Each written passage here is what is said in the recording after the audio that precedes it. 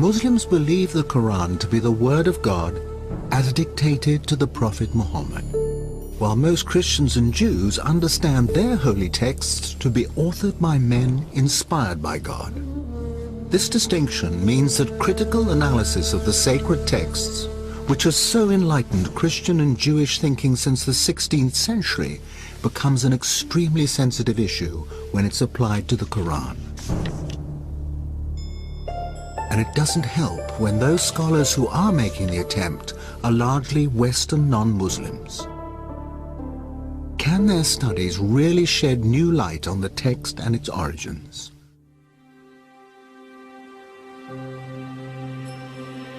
In 1972, during the restoration of the Great Mosque of Sana'a, capital of North Yemen, workers discovered a mash of old parchments in a loft between the inner and outer roofs.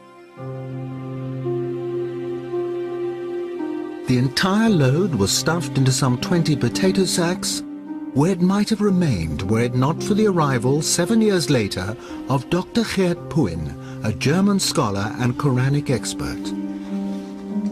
Puin immediately grasped the significance of the find. Working with a team of local assistants, he carefully prized the layers apart and fired off thousands of photographs. 4 fragments immediately caught Puin's attention. They contained the first and last chapters of the Quran, and unlike any other Qurans in existence, they were illustrated with architectural drawings of mosques. A vital clue to their origin. Man kann eben diesen Koran, because of its drawings, because of the art historical context, you can date this Quran very precisely to the time of Al-Walid. sehr genau datieren auf die Zeit von Al-Walid. This is the reign between 705 and 715. 5 und 715. The oldest datable Quran in the world, created some 70 years after the death of the Prophet. From the potato sacks, Puin identified fragments from nearly 1,000 different Qurans. Comparisons between them and the standard Cairo text in use today are startling.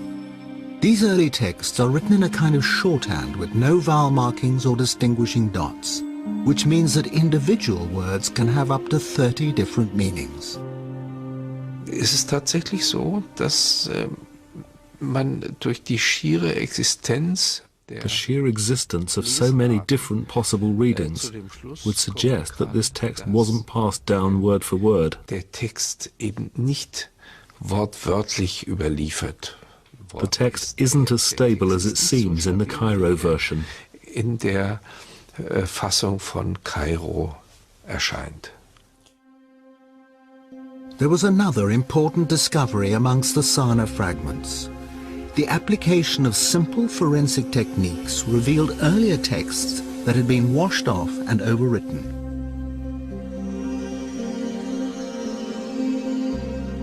Although the hidden text revealed no contradictory meanings, words had been changed, verses and whole chapters rearranged. If his researches are correct, particularly on dating, it suggests, in fact, that the Quran was not a single product, a single entity that was fixed by 650, but actually developed much, much later, hence the overlaying of texts or written materials. None of this phases Islamic scholars, past and present. They are adamant that the integrity of the text has been preserved through a strong oral tradition, and if differences occur in earlier written versions, they say these are due to regional and colloquial variations of the same words and phrases. We accept that there is a diversity from the very beginning on very marginal things. It's not changing first the central message of the Quran, the pillars of our faith. In 2001, another German study caused such outrage that all mention of it was banned in some Islamic countries. A book appeared written by an expert in early Semitic languages. It was so controversial that the author published under a pseudonym and will only speak on condition that his identity remains concealed. So gesehen ist es unbedingt erforderlich, den Koran neu zu lesen. In order to understand it correctly, we need a fundamentally new interpretation and reading of the Quran. Dr. Markus Gross helped to translate the book from its original German into English and is willing openly to express the author's views. Es wurde schon gesagt, 20%, ich würde sagen 25%. About a quarter or a fifth of the Quran contains unintelligible words or words which don't make real sense. That number can be vastly reduced with the knowledge of Syriac to, let's say, 5%.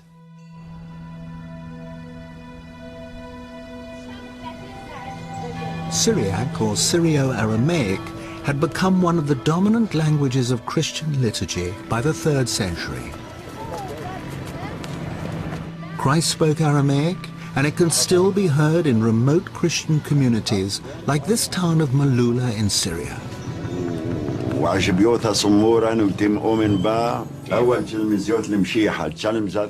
But at the time of Muhammad, Syrio-Aramaic was the major written and cultural language of the whole region. Written Arabic was in its infancy. Wir haben bis zum Koran einige Inschriften. There are pre-Islamic inscriptions in Arabic, very short texts, but the first real book written in Arabic is the Quran. But you're saying the Quran is written in 2 languages. Ja, ich würde sagen, es gibt ja kaum eine Kultursprache von... In many areas in the world, languages mix constantly, all the time.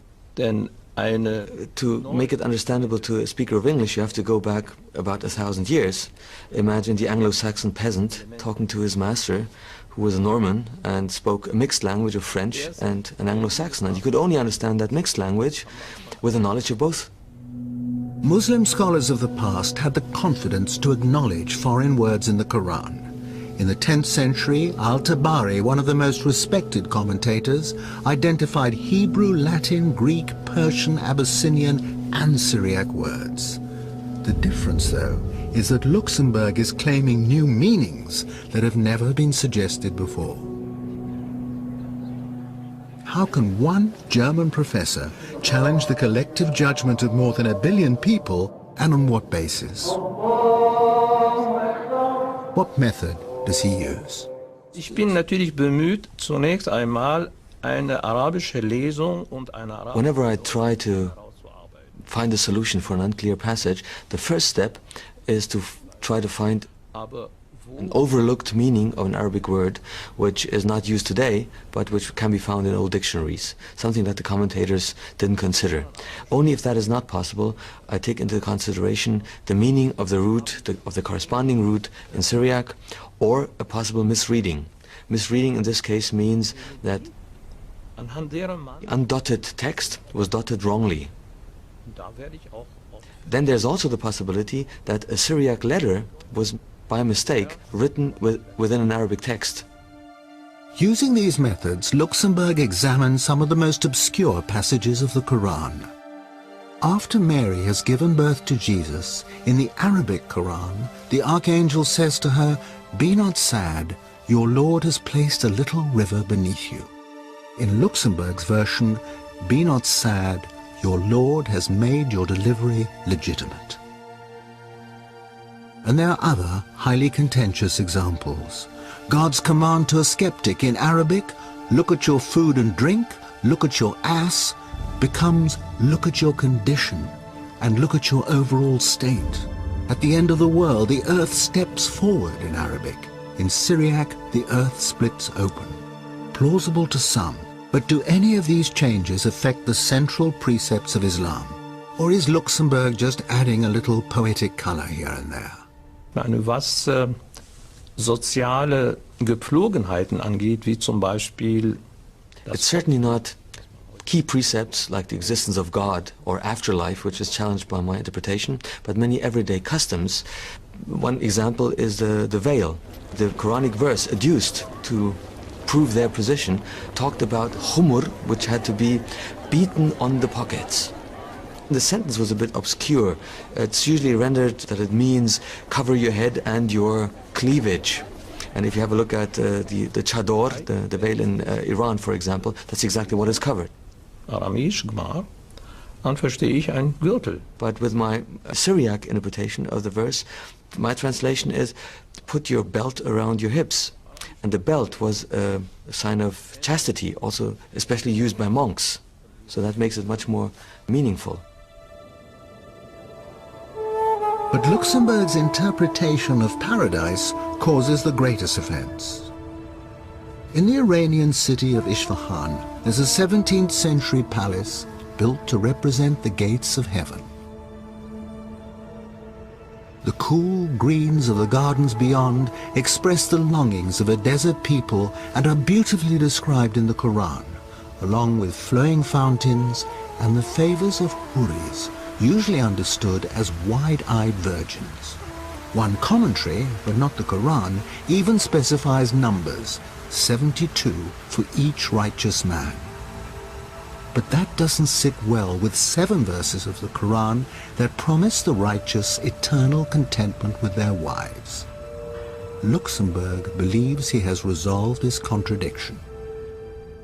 Mit weiß großäugigen Huris verheiraten. There is one passage in the Quran dealing with the Huris, in which it says, وَزَوَجْنَاهُمْ بِحُورَ عِينٍ. We have paired them with dark, wide-eyed maidens. That is the traditional understanding of this verse. If you put the dots on the undotted text a little bit differently, what comes out is, we will make you comfortable under white, crystal-clear grapes. For the suicide bomber, then, not the prospect of 72 virgins in paradise, but in Luxemburg's interpretation, a modest bunch of grapes. German study, as far as I'm concerned, is very Christian-centric. It's influenced by the way Bible has been researched and put together. Bible and the Quran are not the same. It is the connection Luxemburg makes with Christian symbolism that is highly inflammatory to many, but a persuasive argument to others. This 5th century fresco in an Egyptian monastery depicts the archangels receiving souls in paradise. Each archangel holds a grape in one hand, and in the other cradles the departed souls, who are refreshed with bunches of grapes. The grape motif is repeated in the vestments of the priests of the Syrian Orthodox Church, all relating back to Christ's promise to his disciples at the Last Supper that he will not drink again of the fruit of the vine until he is reunited with them in his Father's kingdom. If foreign words were in the Arabic dictionary at the time of the Prophet, surely they had evolved into an Arabic meaning. So that particular word, even if it is Syriac, must be understood in the way the Arabs understood them. Not as grapes, but as hur, partners in heaven. I think we all understand that it's symbolic, that we have to go beyond the images and the way we look at the paradise, for example. You know, we are not asked to think of this on, you know, in a literal way. This is what is. We don't know. It's just for us a description of what is going to be beautiful beyond your imagination. Although Luxemburg's work has been called into question by leading academics and is controversial by its very nature, he believes it opens a door, encouraging linguists, archaeologists and historians to use modern tools to throw further light on the text and its context. For some Muslim scholars, that is in the Quranic spirit of free inquiry and no threat to those who are robust in their faith. This research by Luxemburg and his colleagues doesn't undermine any of the basic tenets, teachings or principles of Islam. What it does, though, is to provide interesting questions. And we as thinking Muslims, as people of the 21st century, that we should say, yes, let's look at what he's providing. And let's not just condemn, but let's also see if this research has a historical base or is it a product of European Orientalism.